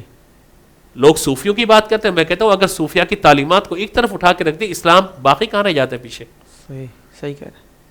اللہ وہ خرقہ پوش لوگ کہ جنہوں نے اپنی زندگی کو پوری امت مسلمہ کے لیے، نبی پاک علیہ الصلوۃ والسلام کی امت کے لیے وقف کر دیا. انہوں نے اپنے گھر بار چھوڑ دیے. آپ تمام اکابرین کی تاریخ اٹھا کے دیکھ لیں کہ پیدائش کہاں ہوئی، ان کے سفر کہاں پر ہے، وصال کہاں پر ہے ان کے، صحیح صحیح صحیح. بات. مدارات کہاں پر ہیں ان کے. سبحان اللہ. آپ دیکھیں تو یہ اٹھا کے یہ اللہ اکبر. کیا وہ اپنی جاگیریں بنانے کے لیے ایران سے یہاں تشریف لائے؟ کیا وہ اپنی جاگیریں بنانے کے لیے افغانستان سے ہندوستان تشریف لائے؟ کس چیز کے لیے تشریف لائے؟ عرب سے ہندوستان، ہندوستان سے عرب، عرب سے عجم. یہ لوگ کیا تھے؟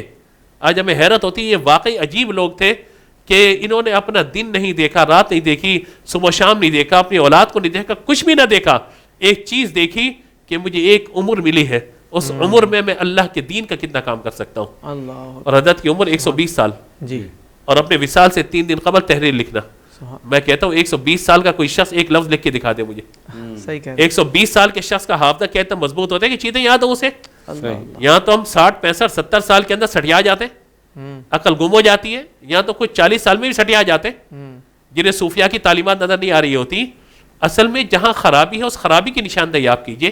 صحیح. ناک پہ مکھی بیٹھے گی تو ناک نہیں کاٹیں گے، مکھی کو اڑائیں گے. بالکل بالکل. تو جہاں مکھی ہے اس مکھی کو اڑائیے آپ.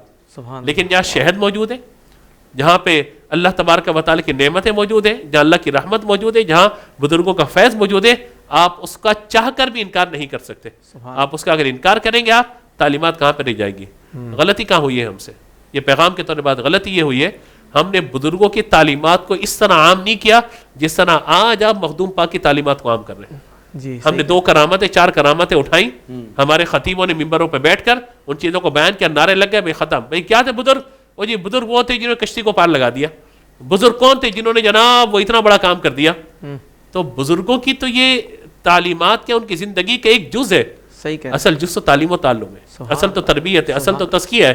ہم نے اس چیز کو لوگوں کے سامنے بیان نہیں کیا. صحیح کہہ رہے ہیں. ہم کہتے ہیں کہ جس ولی کے بارے میں آپ بات کریں جو قبر کے اندر تشریف فرمائے، اپنے مدار پرانوار میں جلوہ فرمائے، آپ ان کی بات کریں، کرامت بیان کریں، ان کے مدار پر آنے کی برکتیں بیان کریں، لیکن وہ بھی تو بتائیں کہ انہوں نے پڑھا کتنا، سبحان. پڑھایا کتنا، سمجھا کتنا، سمجھایا کتنا، لکھا کتنا، لکھوایا کتنا، خود کتنا علم حاصل کیا، لوگوں کو کتنا علم دیا. تو جنہوں نے اپنی زندگی اس انداز سے گزاری کہ 120 سال کی عمر میں گویا کہ 120 سال کا کام کر کے چلے گئے، وہ 120 سال کے بجائے وہ 100 صدیوں کا کام کر کے چلے گئے. تو یہ ہمیں غور کرنے کی ضرورت ہے. تو بہت ضروری ہے کہ ان بزرگوں کی تعلیمات کو جس طرح آپ روشناس کروا رہے ہیں دیگر پلیٹ فارم سے بھی اس طرح کا کام ہونا چاہیے، تاکہ اکابرین کی جو ایک زندگی کا یہ پہلو ہے تعلیم و تعلم کا وہ لوگوں تک ضرور پہنچے۔ اللہ تبارک و تعالیٰ قبول فرمائے۔ مجھ سے گفتگو میں کوئی سبقت لسانی یا غلطی ہو گئی ہو، اللہ کی بارگاہ میں معافی کا طلبگار ہوں۔ سبحان اللہ، سبحان اللہ۔ ناظرین اکرام، مخدوم سمنانی رحمۃ اللہ تعالیٰ علیہ کی سیرت پر بہت ہی خوبصورت انداز میں روشنی ڈال رہے تھے حضرت علامہ مفتی اسحاق مدنی صاحب، اور آج کا ہمارا یہ پروگرام عشرہ مخدوم سمنانی کا 7واں پروگرام جو مخدوم سمنانی رحمۃ اللہ تعالیٰ علیہ کی سیاحت پر تھا وہ مکمل ہوا۔ ہم اپنے پروگرام ختم ہونے سے پہلے اپنے مہمانان گرامی کے بہت شکر گزار ہیں کہ انہوں نے ہمارے لیے وقت نکالا اور اتنی خوبصورت انداز میں مخدوم سمنانی رحمۃ اللہ تعالیٰ علیہ کی سیرت پر روشنی ڈالی۔ اللہ تبارک و تعالی ہمارے ان بزرگوں کو سلامت رکھے۔ مجھے سید ذوالقرنین اشرف جیلانی کو اجازت دیجیے۔ السلام علیکم ورحمۃ اللہ وبرکاتہ۔